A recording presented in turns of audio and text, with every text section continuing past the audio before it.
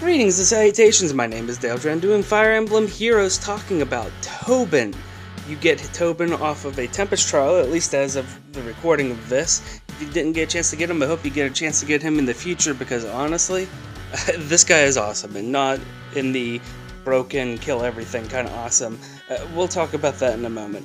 If you want to know specifically builds for him that are PvP worthy or make him a defensive dynamo on your team, I got links for you, but first, let's get his digits. So right here, a lot of people are already complaining, taking a look at things. 43 hit points is pretty decent, 31 attack is not enough, 30 speed is not enough, 33 defense is getting up there for an infantry unit, so that's pretty cool. And resistance is 26, which means it's not abysmal. I don't know what else you could ask for, honestly. His default kit here, Armor Slayer Plus, a lot of people are feeling a little disappointed that he has that. Pivot is okay for someone you want to have on the front line. Attack 3 helps his abysmal attack, and Seal Speed 3, I guess it's there to help out his crappy speed after the fact. So yeah, there's a lot to not like about this, and let's take a look at his win ratio, 14, 5, and 127 draws, or if you keep the 4-star version, 0. You can't kill anybody on initiation. Everybody just stands there and laughs at poor Tobin. So what's so great about this? Well, you see that base stat total of 163? Yeah, that's a thing. You see, in a PvP arena, you are matched up against opponents that are supposed to be, theoretically, your equal. And this is done on several levels. One level is rarity of your heroes. The other one is the total base stat score that you have of your heroes. Most heroes have around a 157, 158. Some have a bit higher. Ranged units have a bit lower. Tobin here?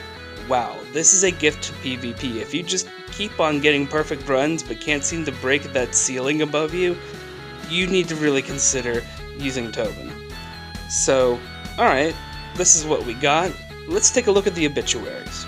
And if only there was somebody important Tobin could kill, that would probably give him enough reason to put him on your defensive team and on your PvP team. I mean, I don't know, there's Rise? I mean, is he important?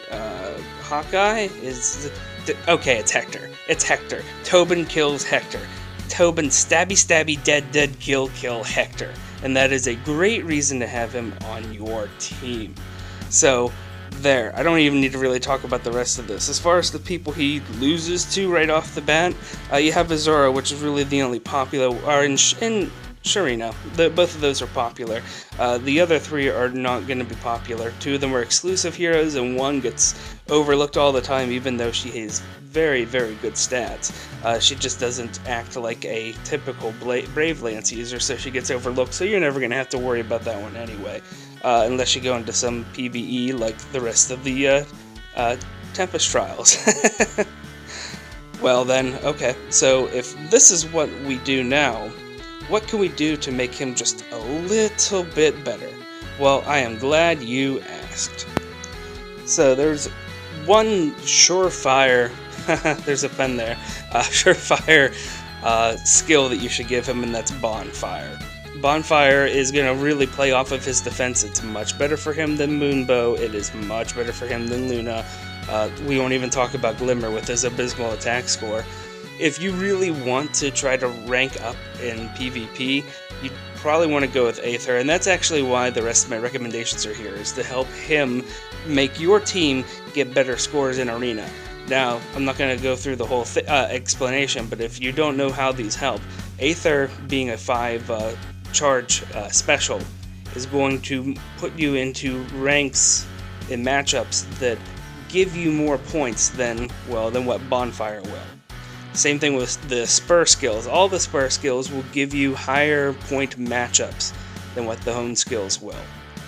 And they do this to different degrees. There's all kinds of useful guides out there. That's not what we're going into here, but just trust me, that if you want to actually get higher PvP scores, that's the way you want to build it. Of course, Aether is very expensive. There's nothing budget about that. But the other skills are very doable, and honestly, the spur speed and spur attack are good for him even if you're not trying to get high PvP scores. When it comes down to it, this is a supporting character. What you're going to want to use Tobin for is to help get other people into position. You can just run Tobin up there, be a small wall.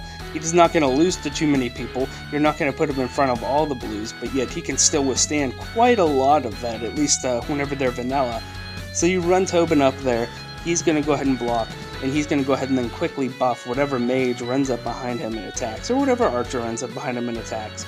I would not recommend you use thieves and ninjas or dagger users, because they're supposed to be debuffing, and Tobin is there just to make sure that your nuclear assets are safe.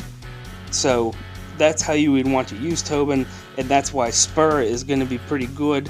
Even if you're running something like a Blade Tome, you're probably buffing your Blade Tome users in other ways. You don't necessarily need to have them start next to Tobin. Tobin can go where he needs to block, and if a mage ends up right behind him, hey, that's pretty cool. Then they'll be able to take advantage of all the spurs. All the spurs ever! Anyway, so Tobin's good, he's great for PvP, you should definitely invest in him. He's not going to kill everything, he's just going to make it look easy. And hey, if you're on mobile, if you rotate your phone to portrait mode, or if you're on PC, if you hit escape to leave full screen, and give me a like or give me some comments and your thoughts about Tobin, I would greatly appreciate it. Until next time, take it easy.